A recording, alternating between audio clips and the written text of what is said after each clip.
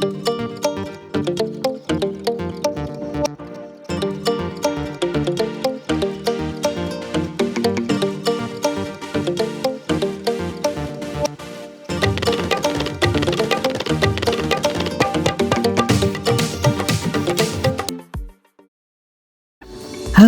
assalamualaikum warahmatullahi wabarakatuh.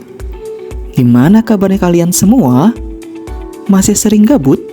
Kalau megang HP, buka WA, tutup lagi? Kali ini gue akan coba sharing tentang 10 pertanyaan yang sering ditanyain ke gue tentang kerja di negara gurun. Tanpa banyak basa-basi, cekidot.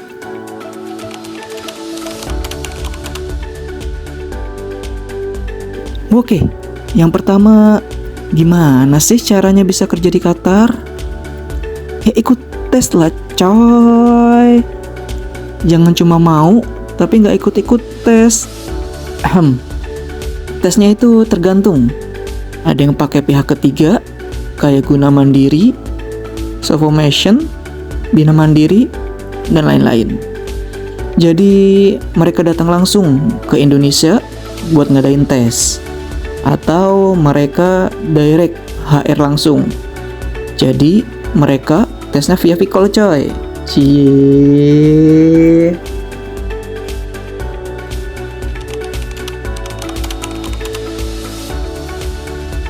Oke, yang kedua, dapat infonya dari mana sih? Ya dicari lah coy.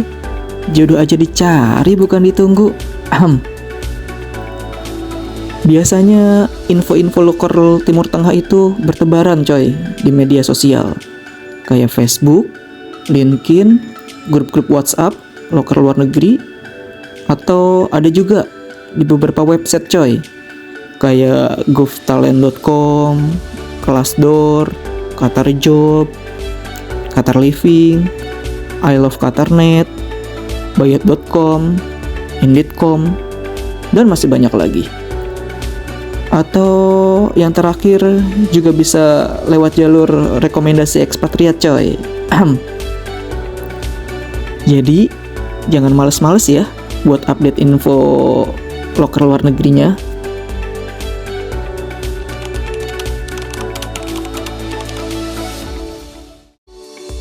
Oke, yang ketiga, berapa sih salary per bulannya? Worth it nggak sama pengorbanan nantinya? Kayak jauh dari keluarga besar dan kawan-kawan. Wah, kalau yang ini agak susah buat nyebutin angkanya coy. Generally, kalau banyak orang yang mau kerja di sana, otomatis ada yang lebih juga coy di sana. Apa dan berapanya bisa di search di Google kesayangan masing-masing coy. Nah, intinya banyak hal yang harus dipertimbangin selain dari salary yang didapat. Asik.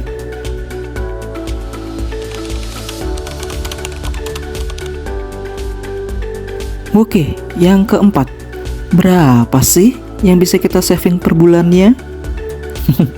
Wah, iki meneh pertanyaan yang sulit untuk dijabarkan. Intinya, semua itu tergantung dari orang yang manage penghasilannya. Mau seberapa banyak pun salary yang didapat, kalau tipe orang itu nggak kontrol diri, ya wassalam. Tapi, sepengalaman gue pribadi nih ya, untuk tahun-tahun awal, itu masih agak susah coy untuk saving. Karena ada kebutuhan lain yang harus dipenuhi, kayak rumah, mobil, SIM mobil, dan lain-lain. Jadi, berapa yang bisa di-saving? Balik lagi ke diri masing-masing, coy.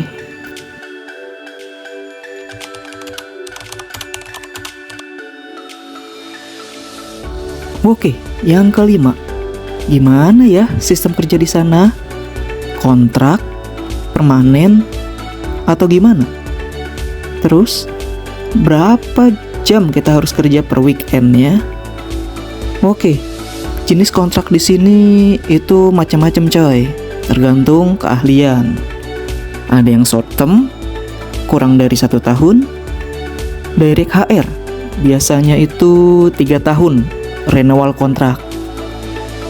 Dan indefinitely, atau tidak terbatas. Dan jam kerja di sini, khususnya petrochemical atau oil and gas, itu biasanya 48 jam per week atau 36 jam per week pas Ramadan. Dengan sistem roster atau sistem kerja 4 hari kerja, 4 hari libur coy. Jadi penting bingit buat confirmation kontrak kerja sebelum nyebur ke sini langsung coy.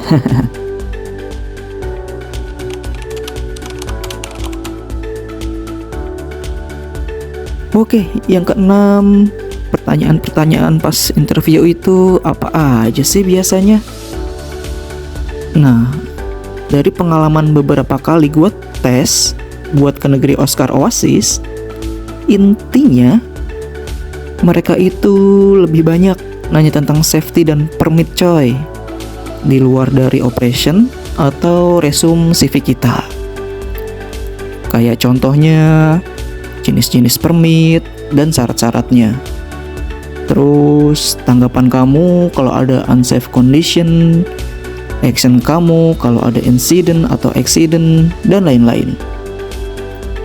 Oh iya, karakter-karakter orang sana itu sering diskusi, argumen, dan open-minded coy. Bukan yang saklek, harus patuh sama pimpinan.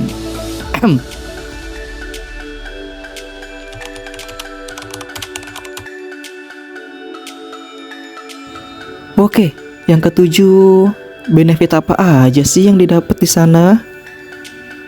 Nah, kalau benefit sih tergantung dari jenis pekerjaannya coy. Biasanya di kontrak kerja itu udah dicantumin. Generalis sih ada hosting allowance, tiket pesawat pulang pergi, include keluarga ya. Terus pendidikan gratis untuk anak dari TK sampai SMA, maksimum 4 anak coy. Terus ada lagi life insurance, terus dana pensiun, bisa nonton Piala Dunia juga dan Piala Asia langsung. Terus bisa umroh berkali-kali dan ada kesempatan ibadah haji tanpa harus nunggu lama.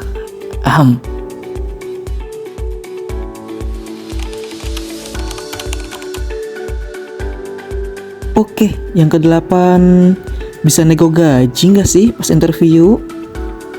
Nah, sepengalaman gua, untuk lekor-lekor abroad itu nggak bisa nego gaji coy. Koreksi ya kalau salah, bisa tulis di kolom komentar. Jadi biasanya abis tes itu kita nunggu beberapa masa coy. Kalau continue, nanti di-send untuk offering dan benefit letternya. Dan langsung dikasih pilihan, deal or no deal. Jadi nggak ada template buat kita goyang sedikit coy untuk offering letternya. Tapi kalau mau nyoba sih ya monggo-monggo aja.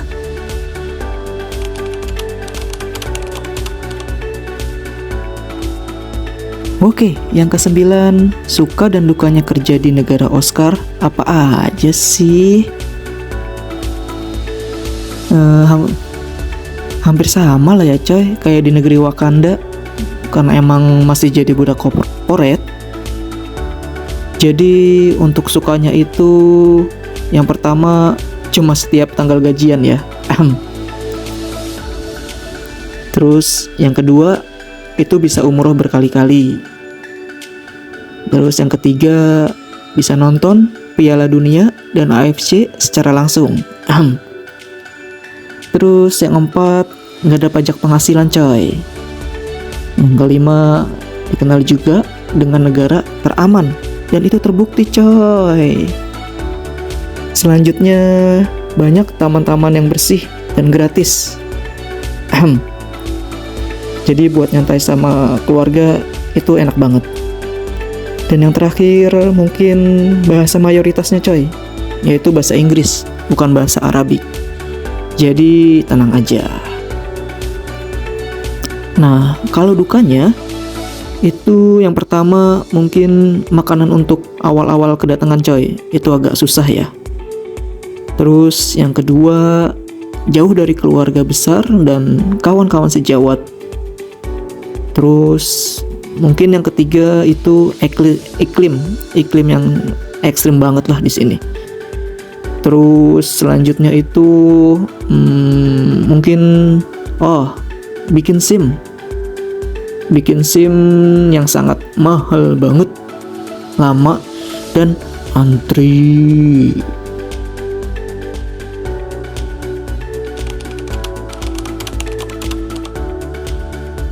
Oke, yang terakhir, yang ke-10, tips dan trik sebelum tes kerjanya sih apa aja?